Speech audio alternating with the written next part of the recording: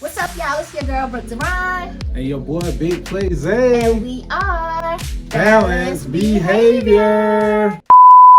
So, y'all, we are back with another segment of These Kids Got It Made. Big made. Big made. So, let's talk about how they be begging for rides with an instant Yes. yes. Not Expect tone. Because these kids, child, they be making plans. They don't understand the struggle of trying to figure out a ride.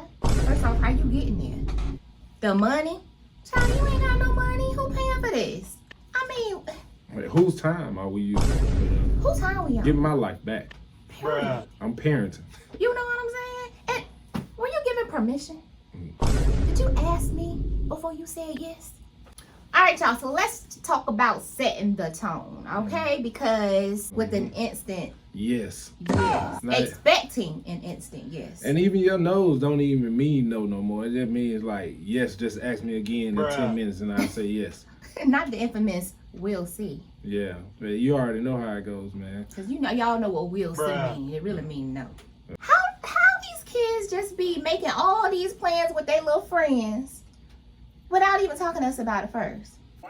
Hey, you think your mama be cool with me getting dropped off at 5 o'clock? Yeah, that's cool. Because if I come at 5, the movie start at 7, she can drop us off at like 6, and then we can play at the arcade before the movie starts. Right, y'all, that's perfect. You think she'd be cool with that? Yeah, man, she let my brother friends come over all the time and eat up all the food. All right, cool, I can't wait. Because let's not talk about how Lil Zay be asking last minute to go to the YMCA Just go to play basketball. Like you ain't got nothing else Like, to we do. ain't got nothing else to do. Like you ain't. He be on his way to teach, I be on my way to go to work. to go to work. Be on time. This kid just got off the school bus, ain't said nothing to nobody, but done made plans with his little friends to go to the Y to play basketball. Like Well, baby, how you gonna get there? Because I'm not going all the way back into town to take you to the YMCA. And how you getting back? Because I might drop you off, or you might drop them off. But how you getting home? And you know, Nickel World open on Saturday at 10 o'clock. Yeah, I've been there for a birthday party early once. Yeah, we can get dropped off at Nickel World, and we probably have like $25 to play there. We can be there all day, like 10 hours. Man, let's do 12 hours. And then we can cash out on something big with all the tickets we win. Yeah. I can't wait, man. But we ain't got room. We ain't even got room, man. Not you inviting your little friends to come. You ain't asked me, could you invite nobody? What's up, Pops? Oh, what's up, son? Roderick mom said it was cool to drop me off at 5 o'clock tonight. You cool to drop me off at 5? I ain't never told you I was taking you nowhere. You must ain't seen what your room look like. What? I already told Roderick I was coming over. Well, it sound like you told Roderick a lie. Man, he said I couldn't come, man. My room was messed up. He always talking about my room messy and his room messy too. That's why I can't. See, This is a one-way trip if you get there at all. Not round trip, baby. and that's how it used to be back in the day. Back in the day, man, those are some of the response. What are some of the response back that your parents used to give you? How you getting there? Mm-hmm. How you get home? You got some gas money? Period. Because you need to talk to me before you think you just gonna go and make plans with your little friends. Bruh. And I mean, done told them you coming. They made a full plan together. They made a whole agenda. Man, these kids got it made, man. They got it made. They get an instant. Let's talk about how we do it. They get like an instant yes or no. Now, I ain't gonna say that we advocate or anything for soft parenting because we don't. We toe the line. You know, like these days, man. Millennial parents, we toe the line. If you're a soft parent, you know, raise your hand. Damn right. Ain't nobody here. We ain't playing that mess, man. Get out our face with that. Now, for those who that's your prerogative and stuff, we respect it and stuff, man. But these kids, man, what are we raising? You got to ask yourself, responsible adults. What are we raising, man? Because these kids get an instant yes, man. Making last minute plans without even like putting it on our calendar. You got to put it on our calendar. Yes. Like our kids, they tried now. They tried. You know, they get a little pad with like, can I go to auntie house? Can I, you know, I want my kid to experience time with our aunts, uncle, and cousin, grandma house, all of the above and stuff. And even that friend. Just acting like royalty. Yeah, just acting like royalty. Expecting those last minute decisions to just go into action just as they plan. Mm-hmm. In the perfect little world. And they don't plan stuff that's free. Of You know, course, it's everything free. costs these days, man. You know, they playing like we're an ATM machine. Like, hey, I'm hungry. Hey, You got McDonald's money? I want to go to the skating rink. Oh yeah, You that's got skating ring money? Hey, I want to go to Starbucks. You got Starbucks money? Man, you better, 'Cause I don't. you better make that hot chocolate in there and throw some ice in it. You know, talking about some cake pops, man. So let's have a bigger conversation. Strict versus lenient parenting.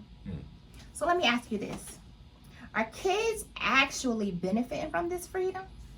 Or will they grow up feeling entitled in the real world? What you think?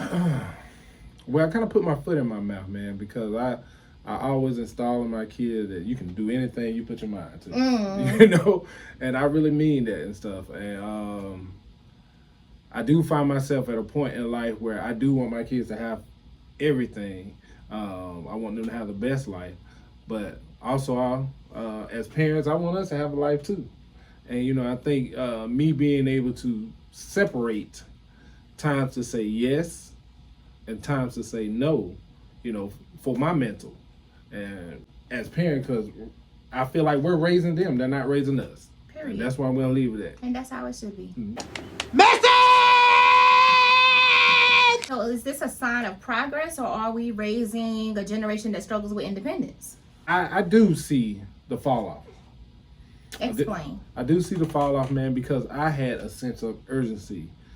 Because I don't want to say I feared my parents, but I respected their effort and their time. Respect over fear. Yeah, I had a higher respect for their time and the conversation that would follow when I used to make those decisions. It was a higher level of respect for it.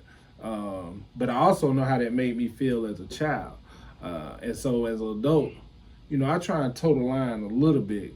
And I can see where we have instilled some unaccountable features. Like what? Regular maintenance stuff, like having to go behind you and saying, like, hey, clean your room up. Well, yeah. Hey, man, take the trash out, and just repeating it over and over again. I'm thinking that I done this parenting thing the right way, or how I would want to be parent, but in the end, like my mom always say, oh, you gonna get yours. It's gonna come back to you. And I think it just Welcome. You've arrived. Yeah. I just think that kid at adolescence, it's our job to try and make sure we help them understand how important it is to be accountable in those. Right. Yeah. And you know, I was gonna touch on that too. Like when it comes to chores or like simple things around the house, like your shoes downstairs. Like sometimes I have to catch myself from actually picking their shoes up and taking them upstairs because I'm on my way upstairs. Like, no, I'm like, Alani or Zay, come downstairs and get your shoes. Yeah. I mean, but I also on the flip side of that, also want to teach them generosity. Yeah. Or it's okay to do things for others, especially as a sibling.